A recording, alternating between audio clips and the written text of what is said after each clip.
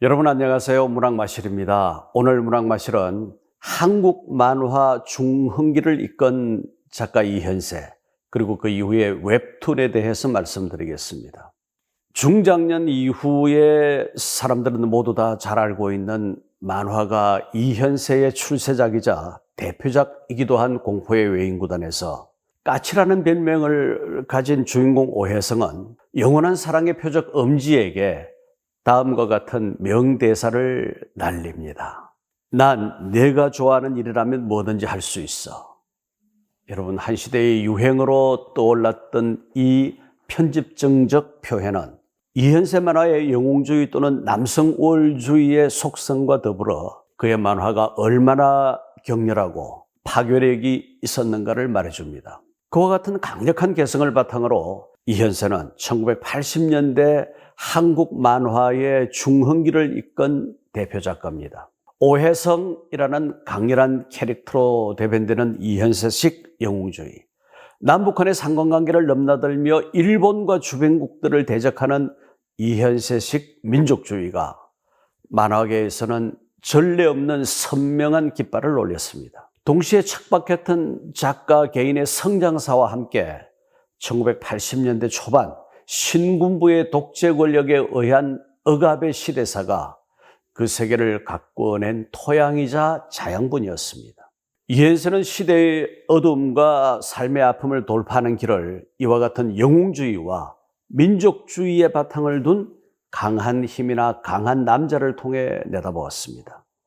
그의 만화를 두고 만화의 힘이나 힘의 만화라는 표현법이 함께 등장한 이유입니다. 이현세 만화가 가장 화려하게 대중적 수용의 꽃을 피웠던 곳은 1980년대에서 1990년대 초반에 걸친 대본소용 만화에서였습니다. 만화 빌려주는 것을 말하는 거죠. 그의 초기 작품은 대개 고교, 야구 등 학원 스포츠를 다룬 것이었으나 점차 그 영역이 확대되면서 재미있고 그림 잘 그리는 작가로 입소문이 퍼졌습니다. 이현세는 1954년 경북 흥해에서 태어났습니다. 포항 부근 가까이 맑고 푸른 동해바다가 출렁거리는 곳입니다. 어린 시절부터 세종대학교 만화 애니메이션 학과의 교수가 된 작년에 이르기까지 오직 만화에 대한 열정으로 살았고, 그 집념이 디딤돌이 되어 한국 만화는 대중문화의 주요한 한 장르가 되었습니다. 그는 만화를 문화의 반열로 밀어올린 작가였습니다. 1982년에 간행된 공포의 외인구단은 초판 30여만 부가 팔리고 모방작 30여 편이 뒤따를 정도로 폭발적 인기를 얻었습니다. 작가 이현세는 물론 그의 만화가 그 자체로서 주목받고 대접받는 미증류의 사태가 발생했습니다. 만화는 대본소를 넘어 각 가정의 거실로, 아이들의 세계를 넘어 어른들의 문화 소비 영역으로 진입해 갔습니다. 이현세 만화가 보인 새로운 면모들이 있습니다. 한민족의 위대성이란 메시지가 구체적인 형용을 입고 드러나는 작품이 남벌이라고 하는 만화입니다. 1994년 총 9건이 완간되고 2005년에는 청소년용 개정판이 발간되었습니다. 1990년대 초반 일본의 교과서 왜곡과 종군 위안부 문제가 부각되고 과거사 왜곡에 대한 비판적 여론이 대두되면서 그 작품이 창작된 것으로 알려져 있습니다. 일본에 대항하는 이현세의 한민족 구상은 남북연합이라는 매우 진취적인 구도를 설정했습니다. 이현세의 작품 세계를 추동해온 물고비가 가장 높은 파고를 형성한 지점은 우리 민족의 상고사를 다룬 최초의 만화 천국의 신화였습니다. 기실 단군 신화 이전은 그 존재조차 모호한 것인데, 이 작가의 탐구심과 상상력이 새하늘을 열어간 행복이었죠. 천지개벽, 환인과 환웅의 등장, 치우천왕, 배달국, 단군조선의 건국 등이 그의 붓끝에서 생명력을 얻어 한민족의 창세 신화를 구성했습니다. 만화를 통한 재구성, 그는 20년 만화 인생을 여기에 건다고 공헌할 만큼 열정을 쏟고 공을 들였습니다.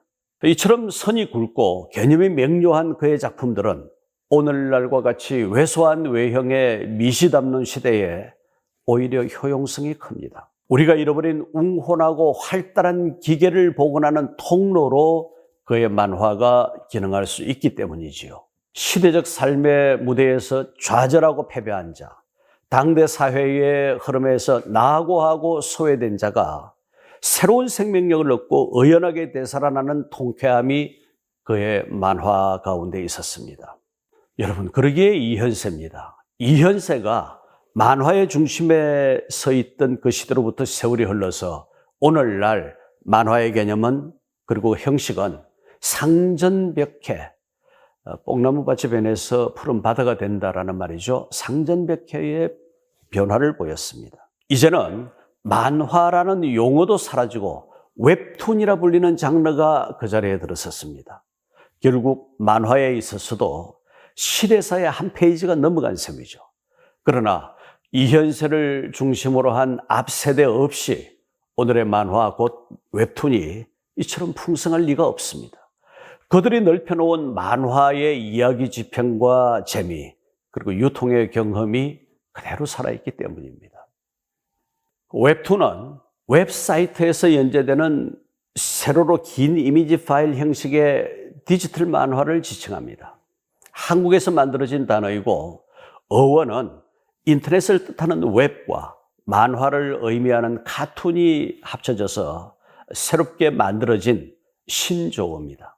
웹툰이 가지고 있는 특수성이 많기 때문에 해외에서 웹툰은 일반적으로 만화를 지칭하는 웹코믹의 특수한 유행 가운데 하나로 인식되고 있습니다. 한국에서 발전한 웹툰은 한국 업체들의 해외 진출로 여러 국가에 확산되어 왔습니다.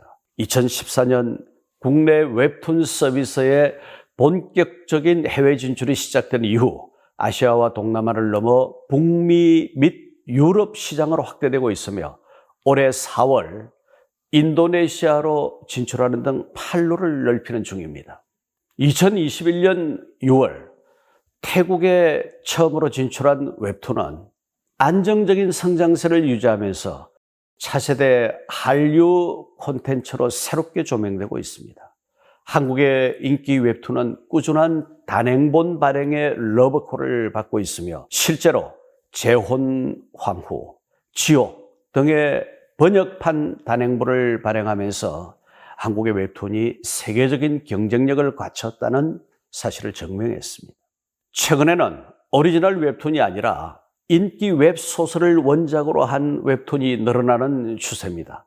문학 텍스트의 2차 창작과 같은 맥락으로 웹소설 기본 팬층에 관심을 끌면서 탄탄한 스토리, 글로만 보던 소설 속 주인공의 모습에 대한 기대, 이와 같은 다양한 이유로 웹소설이 웹툰으로 제작되는 경우가 늘어나고 있습니다. 또한 드라마나 영화에서 주로 쓰이던 오리지널 사운드 트랙, OST라고 줄여서 부르죠. 이 OST가 웹툰에도 등장해 인기를 끌고 있습니다. 세계적으로 인터넷, 스마트폰이 보급되면서 웹툰의 산업적 가치도 상승했습니다. 과거에는 만화책을 구매하거나 만화방을 가서 대여해야 했는데 지금은 웹 그리고 앱을 통해 시간과 장소의 제약 없이 웹툰을 볼 수 있고 쉽게 접할 수 있는 콘텐츠가 되었습니다. 또한 과거에는 만화가 한 사람의 1인 창작 시스템이 일반적이었으나 현재는 웹툰의 수준이 급격하게 상승하면서 스튜디오화된 집단 창작의 형태를 보이고 있습니다. 그런가 하면 웹소설을 기반으로 하는 웹툰을 만들고 그 웹툰을 드라마화하는 콘텐츠 밸류 체인이 형성되고 있습니다. 여러분, 앞으로의 만화 시장은 종이책이 아닌 한국의 플랫폼에서 선도하는 새로운 글로벌 모델로 발전해 갈 것 같습니다. 현재 네이버에서 가장 인기가 있는 한국의 웹툰 작가는 박태준, 리코, 작가, 야옹이, 이삼이, 이상규, 이동건, SIU 등이 있으며 과거로부터 지금까지 웹툰뿐만 아니라 방송 활동까지 꾸준히 하며 이름을 알린 작가로는 기안84, 이말년, 주호민, 김풍 등이 있습니다. 이들의 눈에 보이지 않는 배면에는 당연히 이현세를 비롯한 선배 만화 작가들의 족적이 숨어 있는 것입니다. 여러분, 오늘 문학마실은 한국 만화 중흥기를 이끈 이현세, 그리고 그 이후의 웹툰에 대해서 함께 살펴보았습니다. 시청해 주신 여러분 대단히 고맙습니다.